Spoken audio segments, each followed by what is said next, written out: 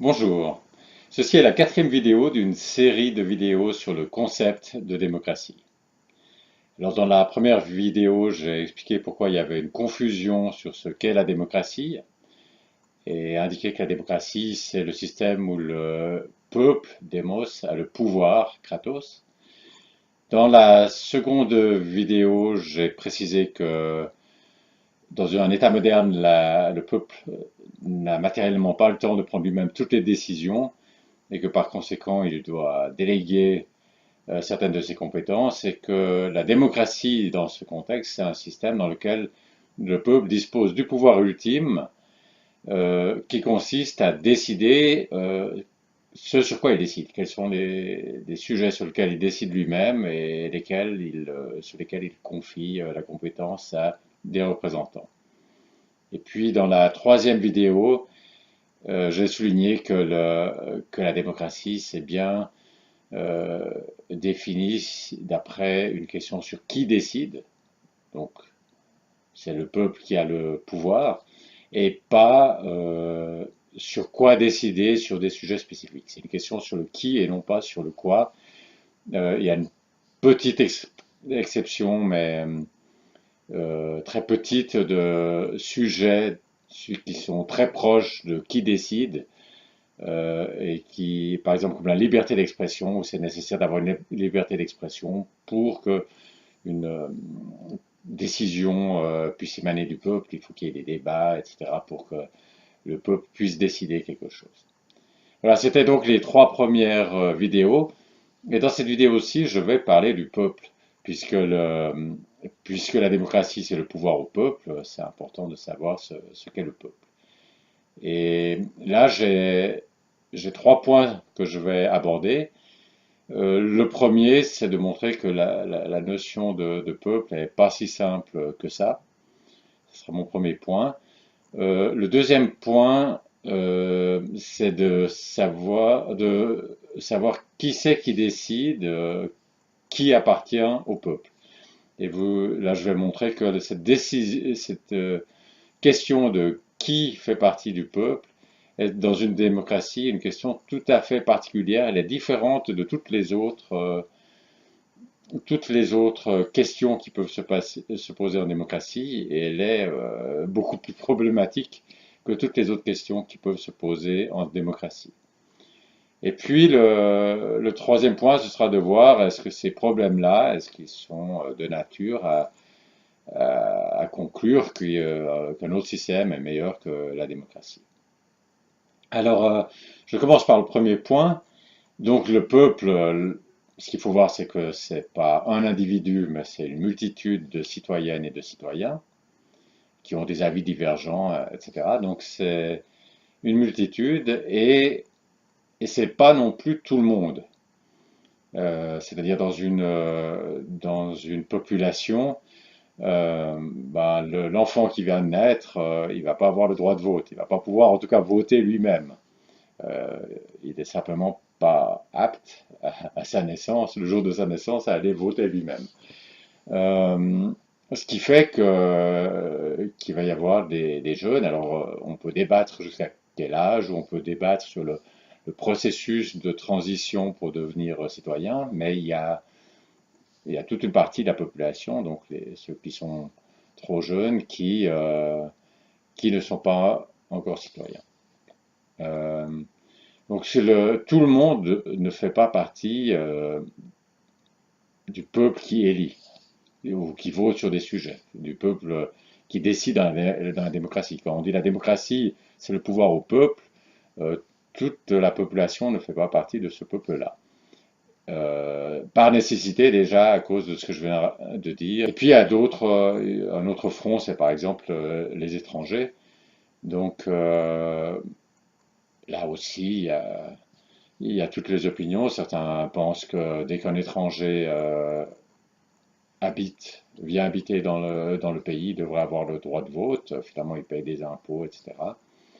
Donc faire partie du peuple. Et puis, il y a l'autre point de vue selon lequel le peuple, c'est quand, que l'étranger, quand il rentre dans un pays, finalement, il acquiert, il bénéficie de une infrastructure, donc une infrastructure matérielle, des routes, des choses comme ça, mais aussi une infrastructure institutionnelle, des institutions, des normes, des valeurs, et, et que cette infrastructure aussi institutionnelle, elle a été finalement créée dans le passé et qu'elle appartient aux héritiers de ces gens. Donc elle a été créée dans le passé, elle continue d'être modifiée dans le présent, mais que c'est finalement l'héritage de la population qui est autochtone et qu'un étranger, quand il traverse la frontière, il n'a pas immédiatement droit à décider sur cet héritage. Et là, donc, il y a aussi des opinions divergentes. Et puis, en général, ça finit où les étrangers peuvent acquérir la nationalité, donc se faire naturaliser à certaines conditions. Et puis, il y a des débats sur quelles devraient être les conditions, et puis tout le monde n'est pas du même avis. Donc, euh, donc voilà, il y a toute une complexité à définir le peuple, il y a aussi des divergences sur quelles devraient être les lignes, quelles devraient être les conditions d'entrée dans le peuple, etc.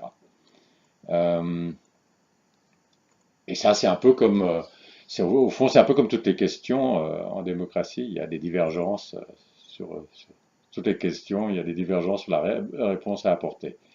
Mais cette question-là, elle est différente de toutes les autres questions, et ça, c'est donc mon deuxième point. Elle est tout à fait particulière parce que pour toutes les autres questions, au fond, c'est très clair qui doit décider. C'est-à-dire que la démocratie, c'est le pouvoir au peuple, donc c'est le peuple qui doit décider. Et puis bon, sur des questions moins importantes, le peuple a peut-être décidé qu'il confiait à des représentants le soin de répondre à ces questions, à moins qu'il intervienne lui-même par référendum ou par initiative. Puis alors à ce moment, c'est ces représentants qui vont décider. Mais d'une façon ou d'une autre, c'est assez clair, enfin c'est complètement clair, qui doit répondre à la question. Donc peut-être que ensuite ceux qui doivent répondre à la question vont devoir se creuser un peu la tête pour trouver la réponse, mais au moins c'est très clair qui doit répondre à la question. Euh, et vous voyez que la question qui fait partie du peuple est tout à fait différente parce que si on dit c'est le peuple qui doit répondre à cette question, donc ça veut dire c'est le peuple qui doit dire qui fait partie du peuple. Il y a une sorte de circularité là, parce qu'il faudrait d'abord savoir qui est le peuple pour pouvoir lui demander qui fait partie du peuple. Donc cette question-là est tout à fait unique en démocratie. Elle est très différente, elle est d'une autre nature au fond que les autres questions. On peut pas simplement dire c'est au peuple à décider, parce que à cause de la circularité que je viens d'expliquer juste maintenant. Alors cette question de qui doit décider qui fait partie du peuple, elle est finalement résolue de façon, enfin, en réalité, de la façon suivante, c'est-à-dire qu'il y a le peuple qui existe, quelque chose qui est considéré comme étant le peuple à une époque donnée, et puis c'est ce peuple-là qui décide comment les lignes qui, qui définissent le contour de ce peuple doivent être fixées, éventuellement modifiées. Et puis, si elles sont modifiées, après, il y a une autre définition du peuple qui apparaît, et puis là, ça recontinue. Donc, au fond, c'est une sorte, ça part avec un début historique, et puis après, il y a une évolution comme ça, en fonction à chaque fois de ce que le peuple ainsi défini décide de se modifier lui-même. Et vous voyez que du point de vue simplement logique, c'est pas tout à fait satisfaisant parce que évidemment qu'un peuple à un moment donné n'a pas forcément intérêt à accepter que d'autres personnes, à élargir le cercle. Donc c'est pas forcément, ils sont pas vraiment neutres pour décider qui est le peuple. C'est cette circularité dont je parlais tout à l'heure. Donc c'est du point de vue du concept, c'est pas vraiment satisfaisant. Donc ça, c'était mon deuxième point. Cette question qui fait partie du peuple est une question tout à fait spéciale, en particulier en démocratie, différente des autres questions. Et maintenant j'arrive au troisième point, c'est-à-dire que vu les difficultés que j'ai évoquées tout à l'heure et que le fait que c'est une question tout à fait spéciale où on ne peut pas juste dire c'est au peuple à décider, euh, est-ce que c'est pas là un argument dévastateur contre la démocratie? Eh bien oui, c'est un très fort argument contre la démocratie. Mais la question, ça veut dire que la démocratie est pas, ça va pas être un système parfait. Mais la question, c'est pas tellement de savoir si la démocratie est un système parfait. C'est assez clair, pour cette raison et pour d'autres, que c'est pas un système parfait. La question, c'est est-ce qu'il y a d'autres systèmes qui sont meilleurs? Donc c'est la comparaison entre la démocratie et d'autres systèmes. Et vous voyez que ce problème-là, si on reste sur ce problème-là de qui fait partie des décideurs, donc dans une démocratie qui décide, c'est le peuple. La question, c'est qui fait. Alors dans une démocratie, la question est qui fait partie du peuple, pour savoir qui fait partie des décideurs. Elle se pose dans n'importe quel système. Parce que dans n'importe quel système, il va y avoir des décideurs. Donc cette question, ce problème, ce talon d'Achille, disons, c'est pas seulement le talon d'Achille de la démocratie, c'est le talon d'Achille de tout système. Dans tout système, il va y avoir des décideurs et il va se poser la question de savoir qui décide, qui fait partie des décideurs. Si vous avez une sorte de, de système où c'est une sorte d'assemblée, une petite assemblée de sages qui dispose du pouvoir, il y a la question de savoir qui doit faire partie de cette assemblée de sages. Et alors les sages eux-mêmes peuvent décider qu'ils font partie eux-mêmes de cette assemblée, mais ils sont donc il y a cette même circularité qu'il y avait pour la démocratie. Ils peuvent aussi décider qui c'est qui vont leur succéder. Mais là aussi, il y a quand même un problème initial, c'est-à-dire qui c'est qui décide qui sont les sages au début. Donc voilà, le problème se pose dans tous les systèmes de savoir qui décide qui sont les décideurs. Et même si vous le prenez en dynamique, il y a la question qui décide qui sont les décideurs initiaux.